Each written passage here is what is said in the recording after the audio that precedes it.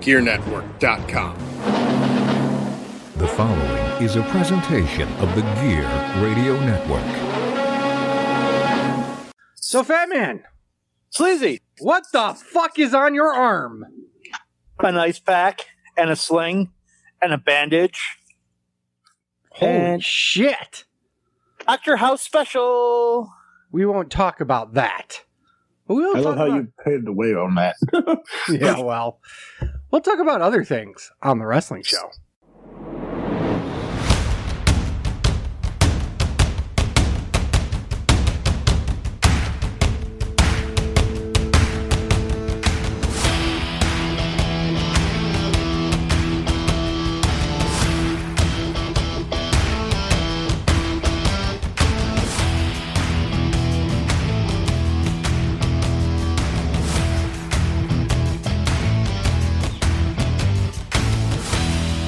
Welcome, everyone. This is Sleazy. Mr. Fatman. And welcome, everyone, to another wonderful episode. Today we have, as you heard in the open, Chip Willett Hi, guys. and the most quiet Buckmaster Gotch ever, Ryan Williams. Yo, hey. Yo, Just like fuck! God damn it. Well, this show is going to be backwards, so we might as well start backwards. So we weren't actually sure how this show was going to go, honestly. My fault. I will give partial fault to Fatman because he didn't know how bad he was going to be, so whatever. So some of us watched Dominion, some of us didn't, so we're actually going to push that off to the next week. However, Fatman and Ryan watched the NWA pay-per-view that also happened. So So I had surgery yesterday morning, watched the NWA pay-per-view, watched Dominion, and watched Raw. These fuckers are like, Ryan watched the NWA pay-per-view, didn't bother with New Japan. Chip's all like, I gave Fatman my login and now it won't work for me. And Sleazy's just like, fuck everything else. I'm just going to watch the main event of New Japan. that's Do you want a fucking cookie? Yes, I want a cookie. Now, Chip, don't go promising cookies if you're not going to deliver these cookies. Especially to a fat man. You Nutter butters, motherfuckers! those aren't cookies, lawyered. What? How is a Absolutely. nutter but no? Wait a second here. How? Today on the wrestling show, what makes a cookie a cookie? I actually ate a whole bag of Chips Ahoy cookies yesterday. Cookie Monster. Okay, I'm into that. Do you remember the one time where we were talking about, this was like a few years ago, we were on the show and something came up and the root beer float Chips Ahoy, somebody had said something about them. I literally went out during the show and grabbed a package of them, brought them back and ate them. That's how fat I am. Yeah, he's pretty fat. There's no denying that. I am 1.5 cruiserweights and that's a shoot. Yeah. All right, so I on 424 pounds. Step on a Lego, you piece of shit. so Jesus. if this show's gonna suck, it's because I had Sleazy do news and rumors. Yup. Let's start off Okay, with so that. Let me ask a question about news and rumors. How come you just don't take your phone, go on the dirt sheet, and just be like, article name, read it, article name, read it? It's not like there's effort that needs to go into news and rumors. I write it down. That's literally what I did today. So, in fact, I went one better. I just opened up in each tab. Yeah, I don't do that. I just write it down so I don't have to do that. You And just like the to funny thing is, kill trees. I can tell how high I was getting from my sloppiness of my handwriting. So if people don't understand what the house special is, it's Vicodin. The Dr. House special. I'm going to wait a little bit to take them. Please wait till after the show. Only, well, no, wait. Do it now. Do it now so we can get through this. All right, Sleazy, start with some news and rumors. Okay, well, the biggest thing happened as we got off the air last week, which was, holy shit, we get a huge announcement. A bunch of WWE wrestlers were cut. So we had Santana Garrett, who was supposed to get on the roster or make a debut for the roster. Ruby Riott, who's been around for a while, the former Heidi Lovelace. Buddy Murphy. Okay, I didn't realize he was still employed. Lana. You know he was still employed. Yeah, well, you know. Jackson Riker's still employed, but Buddy Murphy isn't. What? Lana, which is the most obvious cut of all of them, honestly. Aleister Black, who was literally having promos and vignettes setting up him coming back. And holy shit. Back on TV, Mario. Came back on TV the Friday before. Yeah. And then holy shit, Braun Strowman has been let go. So let's start really quickly. Which one surprised you the most? Strowman. Negative. 100% Strowman. Black. Strowman was in the main event of the pay-per-view like 2 weeks before. Black was on Friday. Doesn't matter. He wasn't in the main event. Black. There's been times where people have shown up on the show before they've been released. The night before, the weekend before. Braun was a shocker. It really was a shocker. One of the reasons why they claim Strowman was released is he had a $1.2 million downside guarantee, and they weren't planning on using him anymore. Plus, he wasn't that much of a big guy anymore because there's other big guys. I don't understand that. I don't believe that. I only believe the money. I mean, you cannot believe it, but it's factual fucking statement. No, I'm talking. No, the money I believe. I'm not going to use him anymore. He was literally in the main event. How can you say, "Oh, we're done with him now"? Yeah. No, I don't believe that. If they want to save money, that's fine. But the logic of him not being the biggest guy on the roster no more took away half of his appeal. Omos is on that roster. Strowman's on the same show. Even if you put Strowman on SmackDown today, you're still looking at Strowman, and he went from the biggest fuck guy, and now they're slowly pushing Omos more. Strowman went from the biggest guy to be like, oh, okay, that's the other kind of big guy, but that fucking skyscraper over there with the little Georgia boy with his accent, like. I still don't buy that. I believe it's money. Yep. 1.2 million downside. That's a lot for somebody that's, yeah, they're pushing him, but there was no chance they're going to slap the title on him anytime soon. And where does he go from there? Right. And rumor has it, well, not rumor. Internet smarts are like, this is proof that Vince McMahon's going to sell the company. Like, we'll get to that. No, I'm talking about it now. Okay, there is zero chance Vince McMahon's selling that company. The reason why I didn't want to bring it up right now is because one of the people that perpetuated that rumor wasn't a Smart. It was the vice president. It was Dutch Mantel. Is Dutch Mantel with the WWE right now? Is Dutch Mantel working for WWE right now? I actually don't know. He is not working for WWE right now. So it's just him speculating on it. So I'm going to call Dutch Mantel a fucking Smart.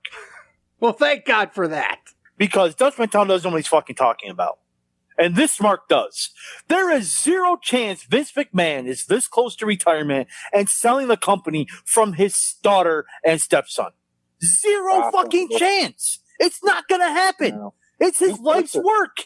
There's no way he's going to be like, well, no, fuck Stephanie, fuck Shane, fuck Triple H. Fuck you, I'm just going to sell it. No. Zero fucking chance that's happening. It's been a family business since the fucking 40s and 50s. It's going to stay a family business. Except it isn't. It's not. It hasn't been for a while. It's a publicly run company now. Yeah. But who's the chairman of the board? Vince McMahon. Okay. Who's going to be the chairman of the board after he leaves? Probably Stephanie McMahon. Yeah. McMahon is going to be the head of the company no matter what. So, yes, it's publicly traded. But so that doesn't mean they can't sell it.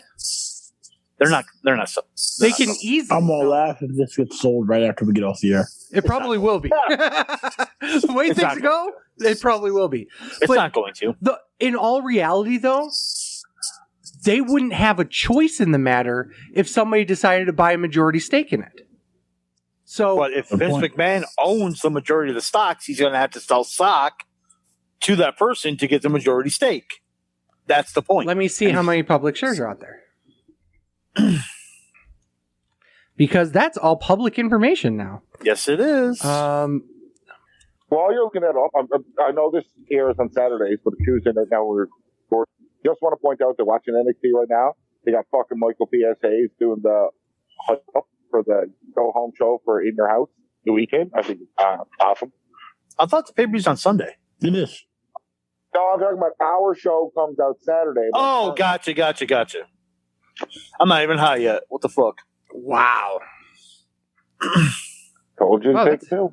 That's interesting. Okay, so according to this, According to Dave Meltzer, okay. no, this is according to Brandon Thurston, which looked it up through public documents. Vince McMahon owns 37.6% of WWE right now. Oh wow. In terms of actual institutions, we're looking at 13.6 is Linsell Train. They own the most stock that isn't Vince McMahon's. So all they would have to do is pony up another 25% and they'd be a majority shareholder. However, because Vince McMahon's has a special type of stock called Class B stock, he gets 10 times the voting rights of anybody else. So he would be, and because of the way they go, only Vince, Linda, and like Steph and Shane and their kids could only hold the Class B stock. Funny enough, Triple H can't, but that's a whole nother thing. Because he's not blood relative. Right. So if you look at it from that perspective, he would have to basically sign off on any deal. However, only a fool lets go of a company for less than 3 times what the shares are worth right now, or 5 times the shares are worth. So if there is a company out there, Disney, NBC, fucking even Amazon, that has enough money to go, here's $5 billion, I want your company, the rest of the shareholders would have a fucking mutiny. No, I He agree with said that. no. So that being said, do I think he's going to do it? Probably not, unless there's a very nice offer involved with it. Vince is getting older. We know this. We've already talked about this. But that doesn't mean he'll ever leave the business. And I guarantee you any deal like that will still leave him as a chairman, have the kids as executive officers no matter what, and have something leveraged in the deal that makes sure that him and his descendants are okay with the company. Mm-hmm. But that doesn't mean he won't sell. He won't sell. I know. I'm explaining what my theory behind it is. So, anywho, we've talked about the cuts. Anyone shocked that Lana left? No. Yeah, I mean that. Mira's already pushing for her to come to AEW. He'll be there. Yeah, of course. Hopefully not to wrestle. Hopefully be a manager. I hope to so. win. Lana was great as a manager, honestly. Oh, speaking of that, do you see that fucking Cien almost debuted on fucking Yep. Dynamite? Are you gonna fucking kill all my fucking news and rumors, you fuck? That's all I have. That's the only two things I got. Are you sure? And that you're dickhead? I don't know. You chose a better word, no, because I would have called him something he would have had to bleep out. I held back. Aleister Black, once again, is a shock and surprise, but at the end of the day, he's damaged goods because of what happened with Zelina. So I'm not 100% shocked he's gone. I'm shocked they chose to wait and then release him, but I wouldn't been surprised if he got released that day.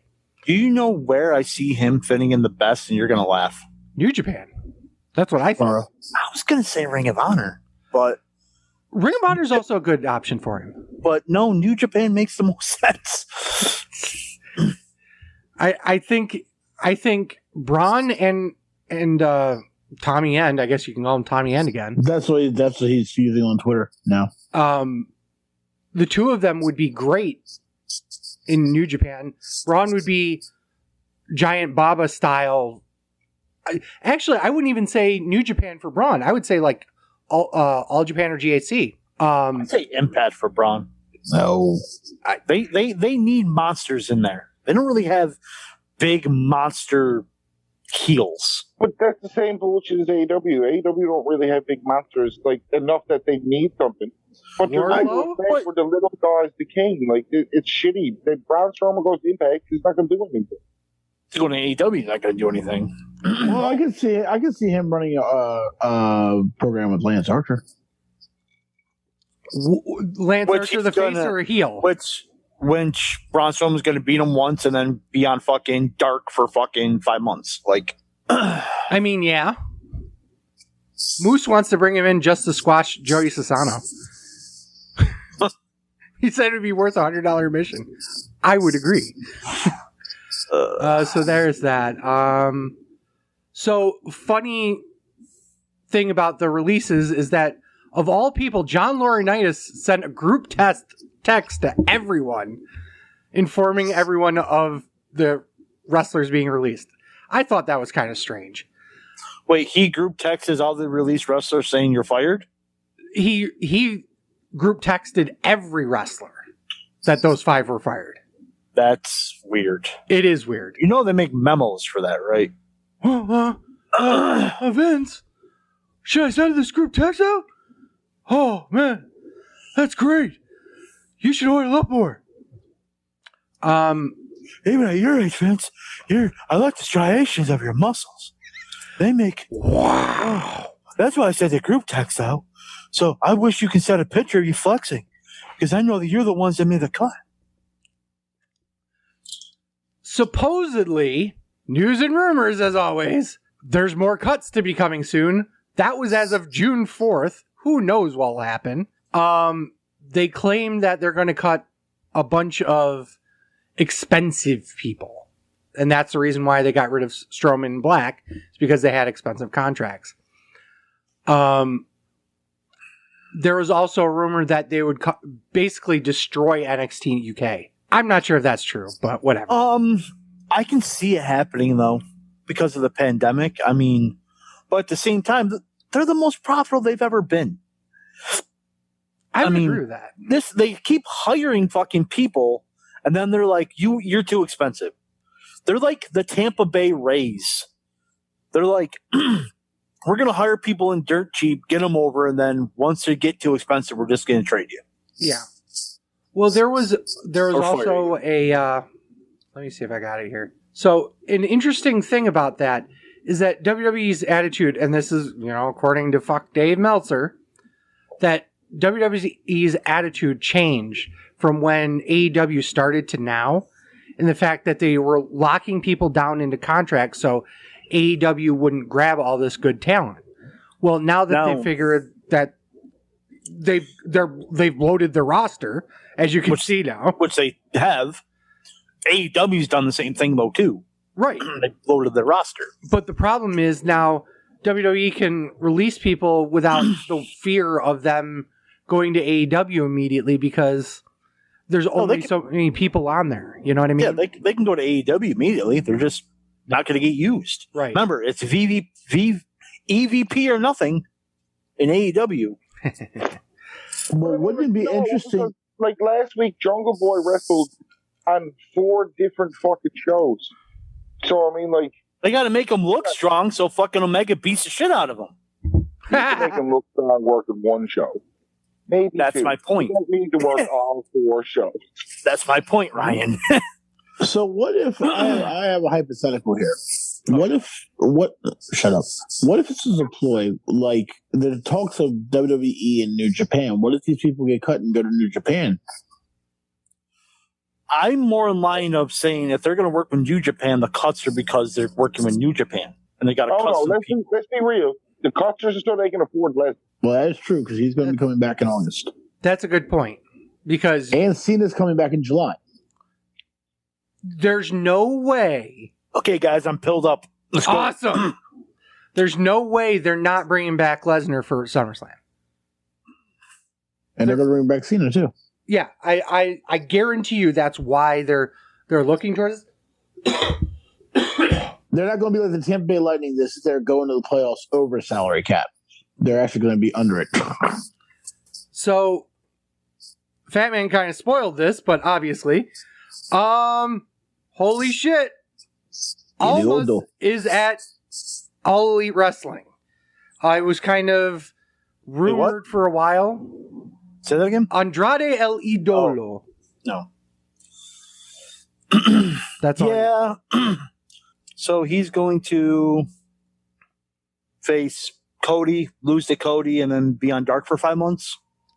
Cool. Awesome. I think he's going to beat Kenny Omega. I don't think so. Not August- a chance. August 14th? Absolutely. 100% yes. I think he had the CML, didn't he? It's AAA. Oh, AAA. Oh, in AAA? Yeah. Oh, no one's going to watch that. That's fine. Well, no shit, Sherlock. That's why I said obviously he's going to beat him for it. I don't think so. 100% he's going to. Because that will be the beginning of the end of Mr. Belt Collector. Well, if we cover New Japan, I could tell you my theory, but I got to wait a week. Well, fuck you. So There's fuck my answer to you. that. I find it interesting they paired him with Vicky Guerrero, of all people. Oh, Latino getting a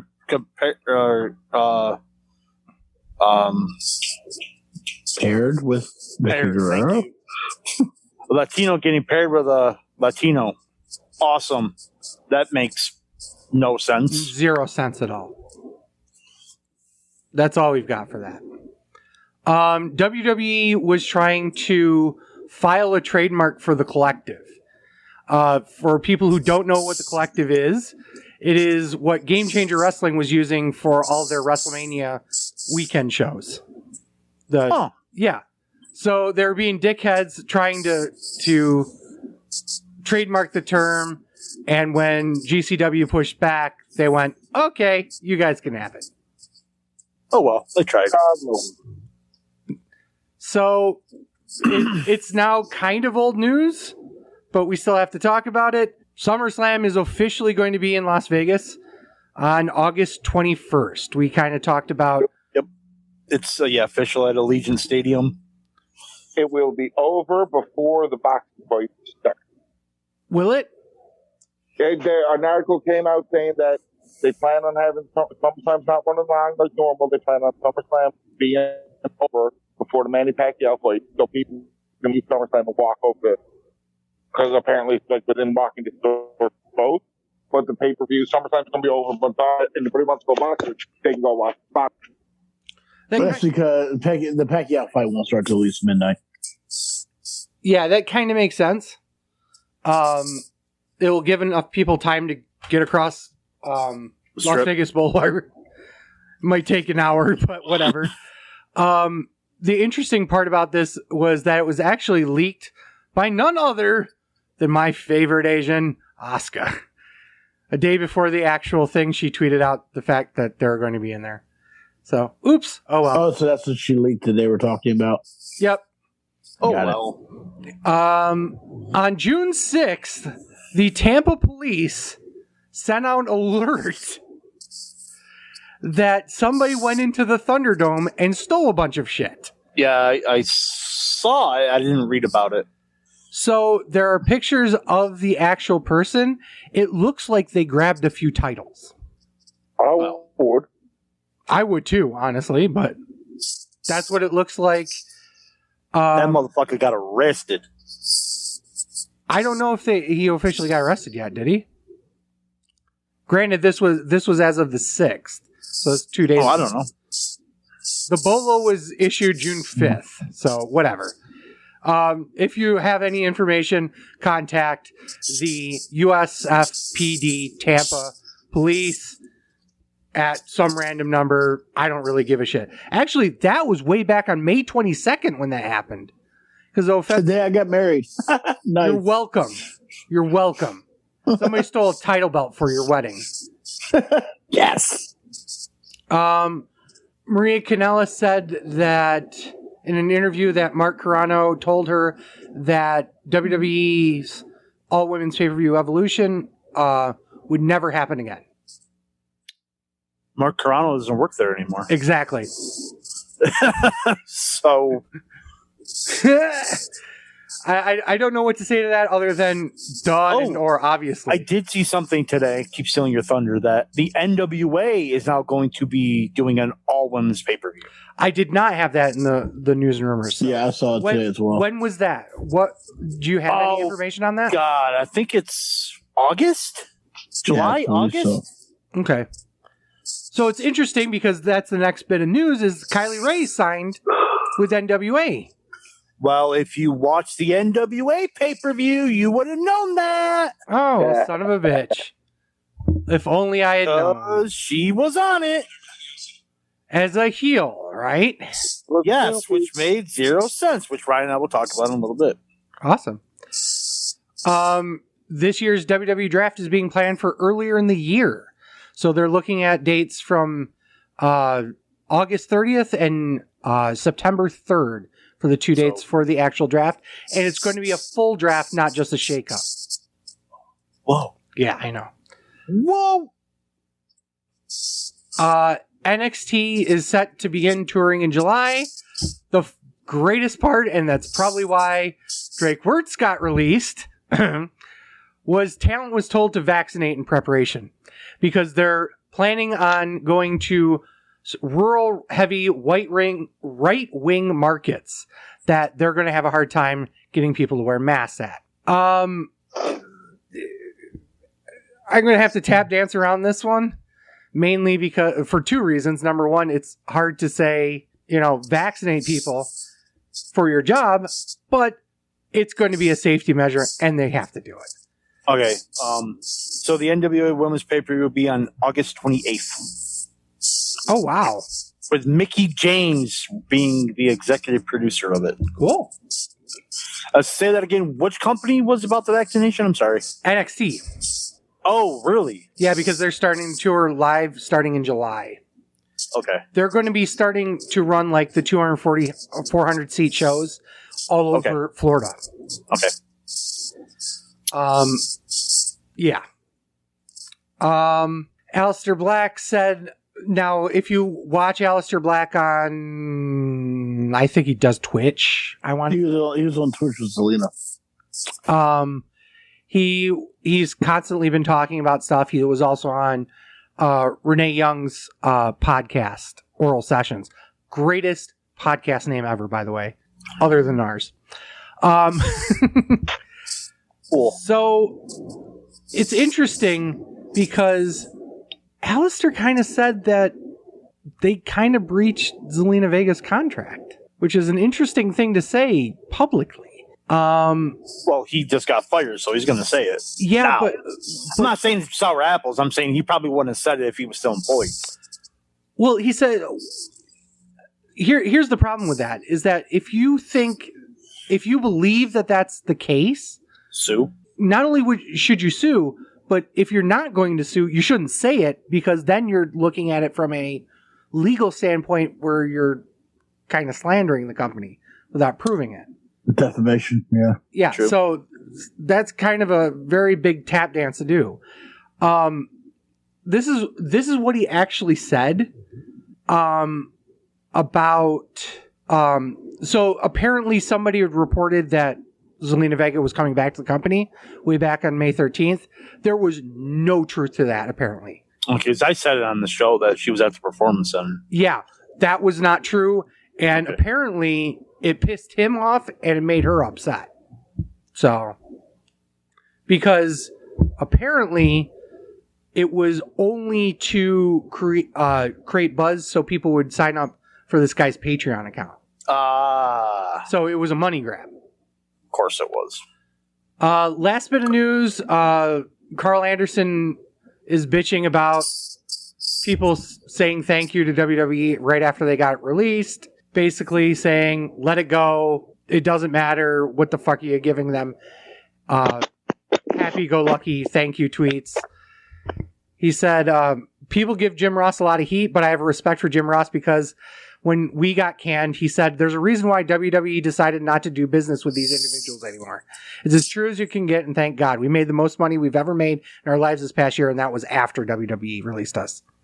I find it interesting that nowadays we're talking that it's no longer the only place to make a shitload of money is going to WWE.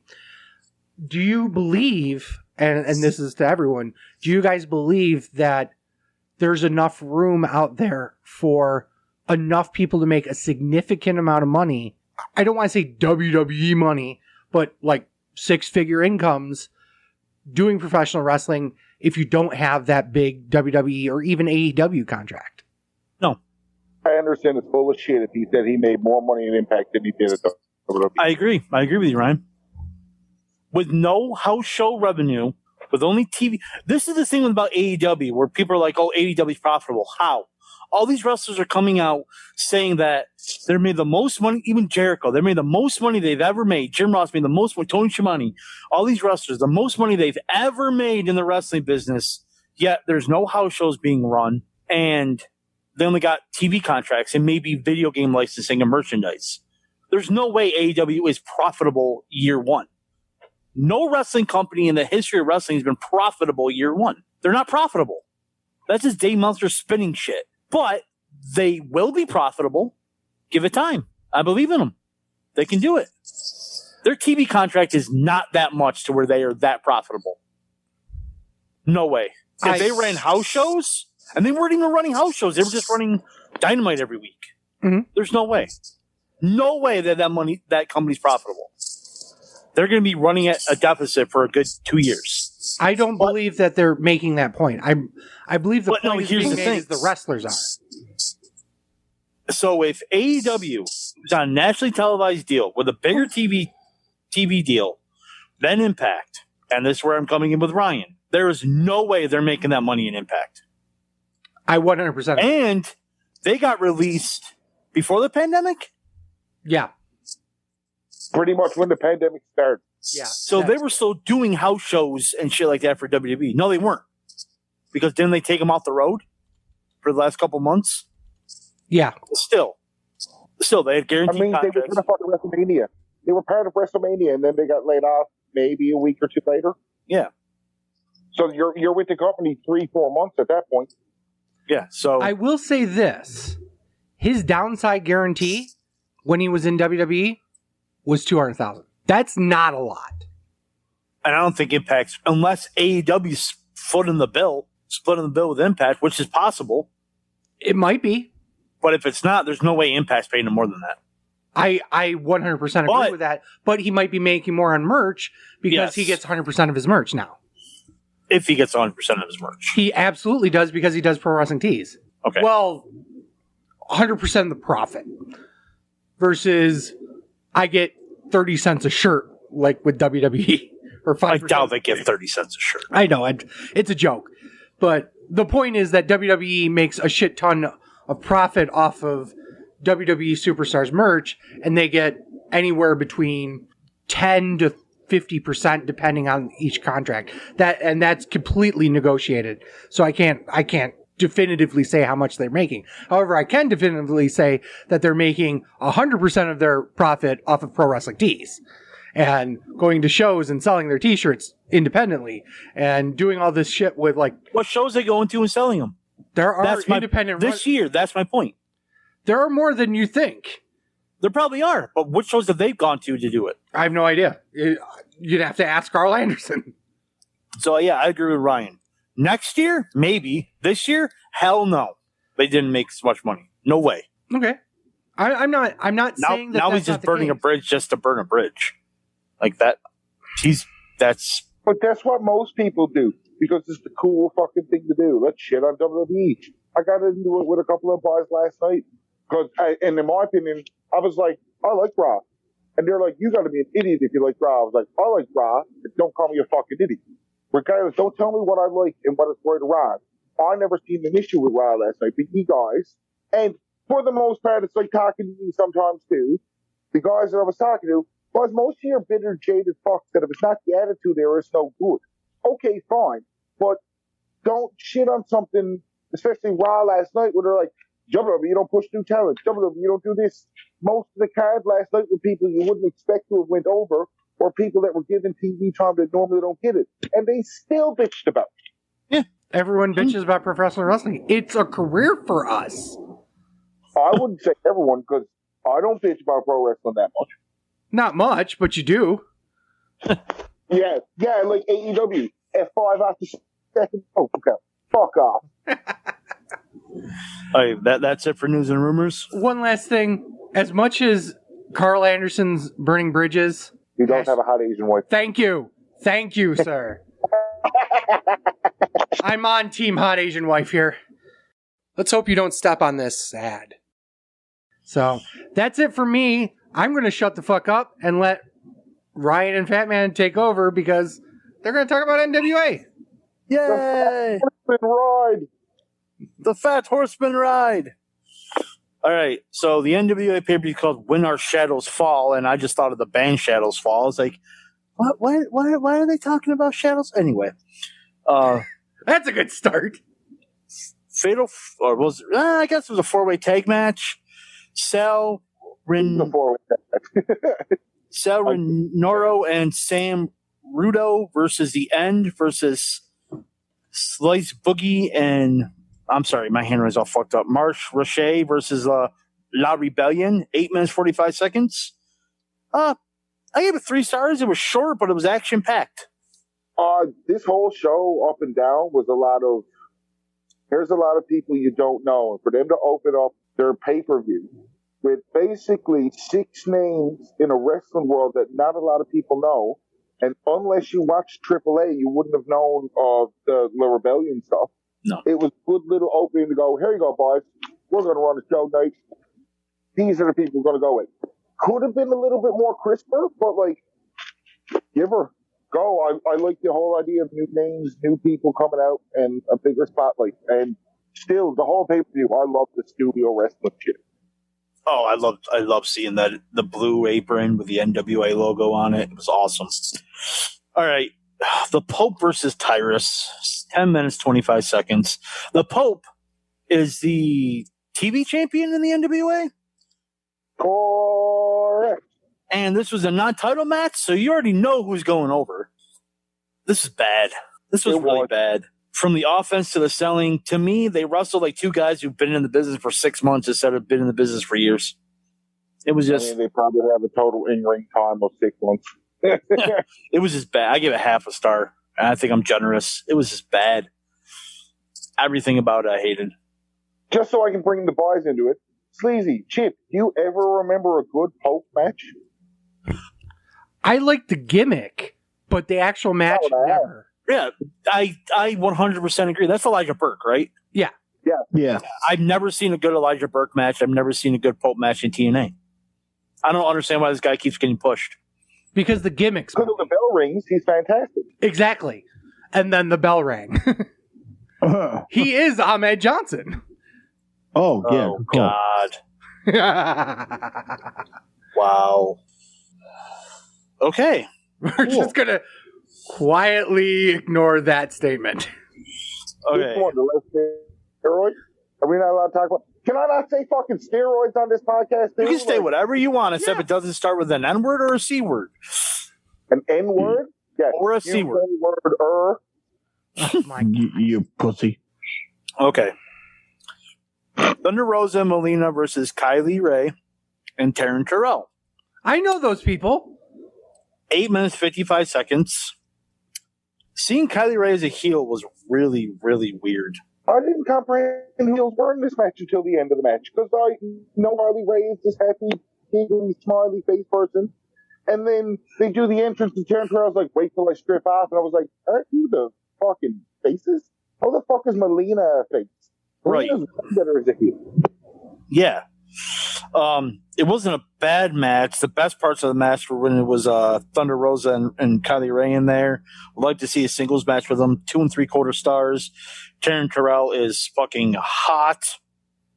That's about it. Yeah, but yeah, like the end was like I think Kylie Ray rolled up Melina and took her pants off, and That's a face move. I don't know about you.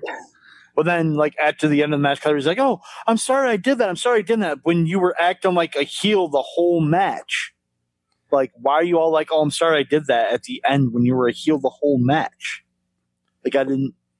Maybe just to, I don't know. It made no sense to me. I guess I'm not getting this. So Kylie Ray was doing just random heel shit during the match. That was it. That's the only reason why she was a heel. They were doing like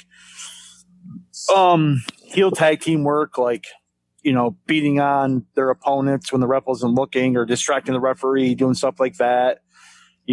Just generic heel shit. Just generic heel shit. While Thunder Rose and Melina were not. Welcome to the NWA, folks. All right, Ryan, what'd you think? That whole, like I said, that was whole weird dynamic on how they were the heels. It just didn't make any sense. If this NWA women's pay-per-view is going to come up, you're going to see those two tag teams split up into two singles matches, and any combination of them four in a singles match should be much better. Yep. We have Fred Rosser versus JTG. This is funny. Whoa. This is fucking funny. The commentary team's like, Mr. No Days Off, Fred Rosser. And I'm thinking, then fucking JTG's Mr. JTG's Mr. Every Day Off, because he was hiding on the WWE roster for 6 years. It was an okay match for a house show. JTG won 9 minutes 30 seconds. It was okay. It was what it was. Ryan, you're literally the only one that watched it with me. Let me take you back. Okay, this is your WWE Velocity main event that was way better than it should have. Wow. Am I wrong? No. Yeah, see? No, the main thing I took for that is JTG showed up like he swallowed 17 bottles of steroids. That kid was never that jacked when he was at WWE. Nah, he was skinny as fuck. Let him go. Yeah. It was okay. Three-way match for the NWA World Tag Team titles. Aaron Stevens and Kratos defend against Strictly Business and the Workings. 14 minutes and 15 seconds. I did not like this match. 2 stars. It was a jumbled mess. Like, Kratos got his knee taken out, and then fucking Damian Sandow was all like, hey, I'll wrestle the match alone. And then Kratos is 100% fine. Then behind Sandow's back, hits a low blow and wins the match. I mean, it was just a jumbled mess. Ryan? Oh, I don't disagree with you at all. I think that match is stronger than it needed to be. I understand that the NWA has like not as big of a roster as the rest, even though when you look at this card, like there was even 3 dark matches. But the fact that you got Chris Adonis, who, as far as I can remember, is the NWA national champion. Yep. In the match for the tag team titles, I feel like everybody has been kind of loving the whole idea of double championship shit, and I don't know, it's just gonna get played out. Yeah, you're right. It does get played out. Yeah, I think maybe another singles match. Actually, this show ran 2 hours and had 7 matches, while Dominion ran, I think, 3 hours and 5. So it was just like, it was weird. Trying to cram as much stuff as they can be. And NWA Women's Championship. Even the other 2 matches, like the shortest match in this card, because I got it up here and I looking at it, the shortest match in this card was 8 minutes 45 seconds. Yeah, that was the first match. Yeah, to get 7 all right matches is the easiest way to explain it. To get 7 all right matches in a 2-hour pay-per-view was really good. Yeah, and they didn't do like really any thing in between the matches. There's like match end, another match began. So yeah. NWA Women's Championship, Serena Deeb defends against the fuck's her name? Camille. Thank you, Camille. 14 minutes and 20 seconds. The winner, by the way, he doesn't remember the winner's name. 14 minutes, 20 seconds. There was no reason why this match should be over 14 minutes. This could have been and should have been a 5-minute squash match for Camille. She dominated the first 9 minutes of this match. Was just Camille fucking beating the shit out of Serena Deeb. And then the last 5 minutes was decent, but there was no way this should have been a competitive match. If you're going to do 9 minutes of Camille just dominating her, you might as well just do 5 minutes of Camille dominating her and ending it. 1 star.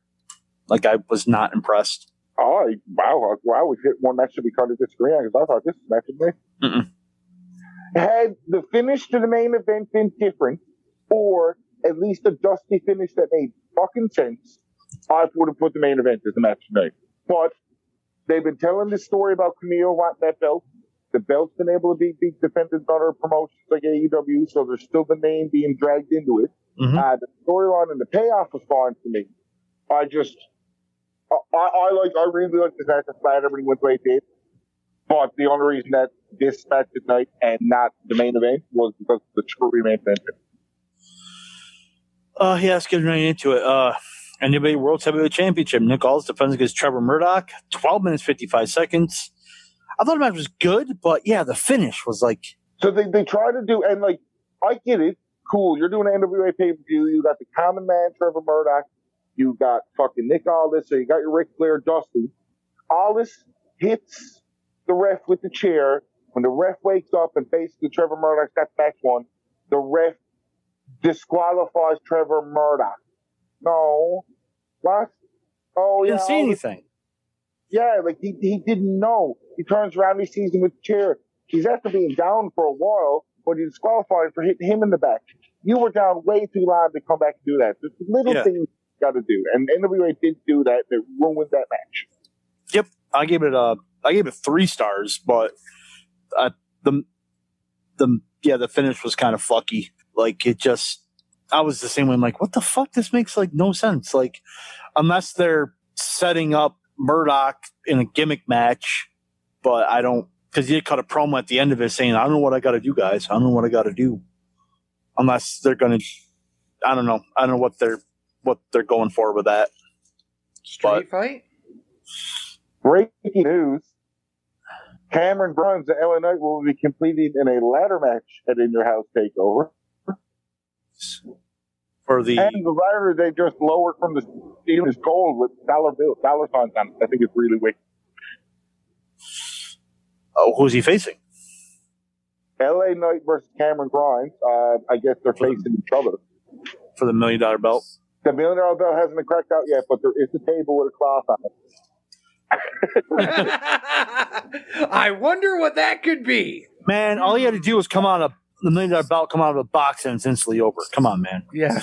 Now, all the same, talking about Abe Dynamite last week, fucking Britt Baker comes out and you got the whole situation, and I look at the table and there's something on the table in the class. And the first thing I went was, they just debuted a new belt. Why the fuck are they doing another new belt? Because something's on the table with a clap over, it's going to be a fucking title. And she lifts it up and be like, I got Big Mac. And I'm like, what the fuck? No, McDonald's gave her 1,500 Big Mac coupons. Anyway, end of the show wasn't bad, wasn't great, solid, but for a 2-hour pay-per-view, for somebody that you don't really know a lot of people on, you had a couple of names that could have been I remember that person. Mm-hmm. You had a couple of matches that were okay, that's good. And outside the finish to the main, you had a really fucking good main event. I think they did fantastic. Mm-hmm. Yeah. Cool. That's it, guys. Awesome. Chip, what's your social security number? The Sports Guru 728. He got one of them fancy social insurance. High quality. Ryan. Ryan Buck 85. I'm at TWS Sleazy.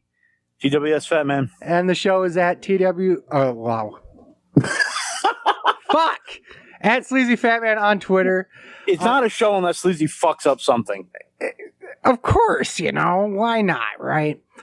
You can find us on Instagram at Sleazy Fatman. You can find us on Facebook at facebook.com/Sleazy and the Fatman. You can also find us wherever you can find our podcast on your wonderful podcast apps, such as Spotify, Spreaker, and iTunes. That's pretty much it for the show, as Fatman said. So with thanks to Chip and thanks to Ryan, and as always, for Sleazy, For the Fat Man. this is The Wrestling Show. Thank you guys so much for listening. Peace. Fuck Kenny Fuck Omega. Kenny Omega. Thank you!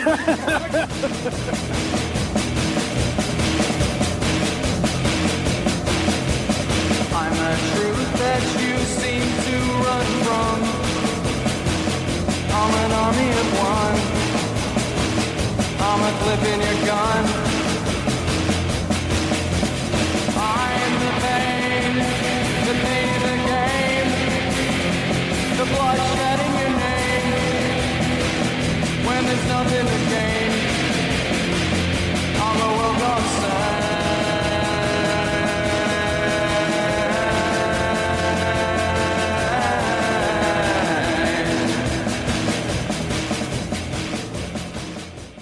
The preceding presentation has been brought to you by the Gear Network.